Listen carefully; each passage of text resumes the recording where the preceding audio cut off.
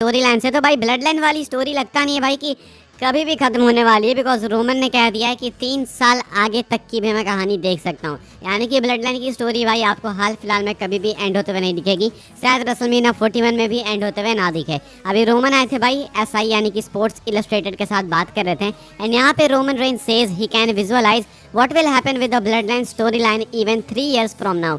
Roman ने कह दिया कि वो अभी से विजुअलाइज कर सकते हैं कि अभी से 3 साल बाद ब्लड लाइन की स्टोरी लाइन में क्या कुछ हो रहा होगा। यानी कि रोमन रेंज को पता है भाई कि ये वाली कहानी 3 साल से भी ऊपर चलने वाली है। यानी कि भाई अब ये एक नेवर एंडिंग चीज़ बन चुकी है। हम लोग अभी तक इसको यही समझ के देख रहे हैं कि शायद रेसलमेनिया 40 एंड होगा, रेसलमेनिया 41 या फिर रेसलमेनिया 42, लेकिन शायद अब ये न्यू नॉर्म बन चुका है कि भाई ये कहानी खत्म नहीं होने वाली है। कभी कोई आता रहेगा, कभी कोई आएगा, आपस में लड़ते भिड़ते रहेंगे, कुछ ना कुछ चलते रहेगा। तो शायद अब WWE इसको कभी खत्म नहीं करने वाली है। एंड मैं सीरियसली बोल रहा हूँ इस चीज़ को भाई। रोमन का कहना है कि वो विजुअलाइज कर सकते हैं कि यहाँ से 3 साल बाद 2027 में क्या होने वाला है ब्लड लाइन के साथ में। अब आपसे मेरा क्वेश्चन है कि क्या आप लोग स्टिल इंटरेस्टेड रहोगे, इन्वेस्टेड रहोगे अगर 3 साल बाद भी ब्लड लाइन की स्टोरी होती है तो? हाँ या फिर ना लिख के बताना। देखो मैं इतना बोल सकता हूँ कि एक बार ये वाली स्टोरी खत्म हो जाएगी तो लोग मिस तो बहुत करने वाले हैं, मतलब अल्टीमेट लेवल पे।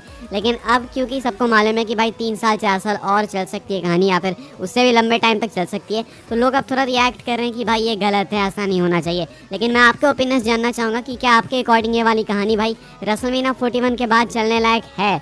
हाँ या फिर ना लिख के बताना। देखो मेरे अकॉर्डिंग चल सकती है, बस डर है भाई कि कहीं कुछ रेपिटेटिव ना हो जाए। अभी तक ऐसा कुछ हमें देखने को ज़्यादा मिला नहीं है, मिला है लेकिन ज़्यादा नहीं मिला है। लेट्स होप कि आगे भी ना मिले। फिलहाल रोमन का बोल्डली क्लेम करना है कि वो 3 साल बाद भी देख सकते हैं कि आखिर WWE वाले क्या कुछ कर सकते हैं ब्लड लाइन की स्टोरी लाइन के साथ में, यानी 2027-28 की बात हो रही है यहाँ पे। आगे बढ़ते हैं गाइस, बात करते हैं अगली स्टोरी के बारे में, जो कि अगेन रोमन रेंज को लेकर। तो भाई इस वाले इंटरव्यू के अंदर रोमन ने पता नहीं कितनी सारी बातें कर दी है भाई, इतनी सारी अपडेट थे। पिछले वीडियो तो भाई कंप्लीटली इसी के ऊपर थी, अब यहाँ पे वापस से वही सारी चीज़ें हम लोग कवर कर रहे हैं। तो भाई अभी रोमन कमेंट करते हैं कि क्या वो हॉलीवुड के लिए WWE लीव करने वाले हैं, एंड वो हॉलीवुड के बारे में क्या सोचते हैं। रोमन के फैंस का बहुत बड़ा डर है भाई कि रोमन कहीं लीव कर देंगे, हॉलीवुड चले जाएंगे, WWE छोड़ के चले जाएंगे। तो भाई Roman Reigns talking about him potentially going to Hollywood says he wants to make quality movies with great crews. Also says he does not want to go an extent of The Rock, Cena and Batista.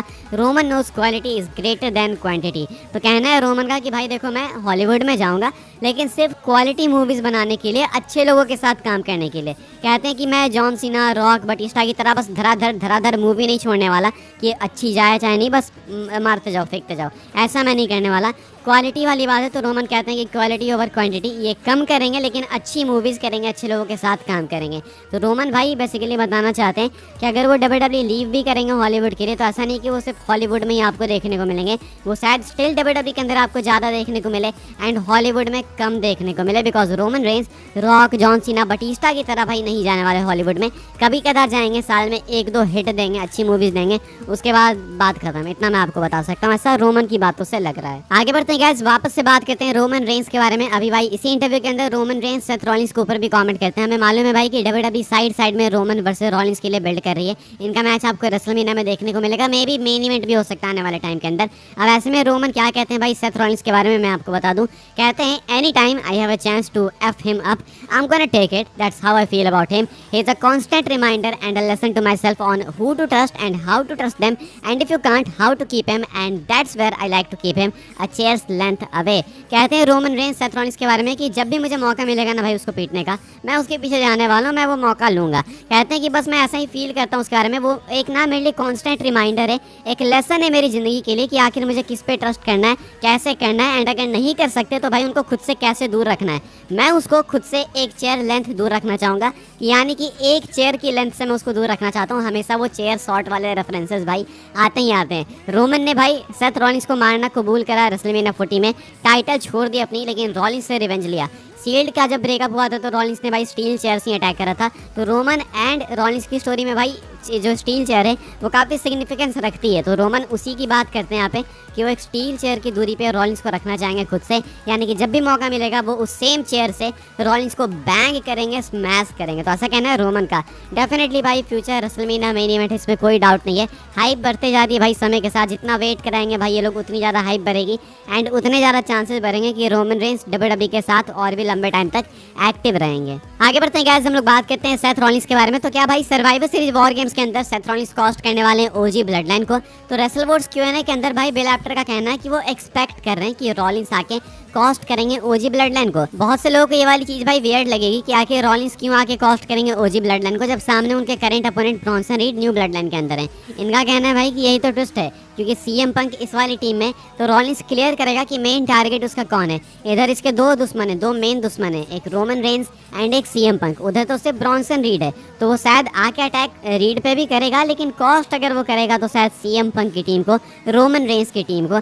ऐसा कुछ कहना है bill एप्टर का। By the way भाई bill एप्टर अभी active ज़्यादा है नहीं कि आप उनकी रिपोर्ट्स को बहुत सीरियसली लो, एंड ये इनकी कोई ऐसा रिपोर्ट भी नहीं है। इनका मानना है कि इसके चांसेस काफ़ी हैवी हैं। मुझे नहीं बिलीव है भाई, मुझे ये बिलीव है कि रॉलिंस इंटरप्ट कर सकते हैं, लेकिन क्वेश्चन भी है मेरा कि आखिर वो वॉर गेम मैच के अंदर जाएंगे कैसे।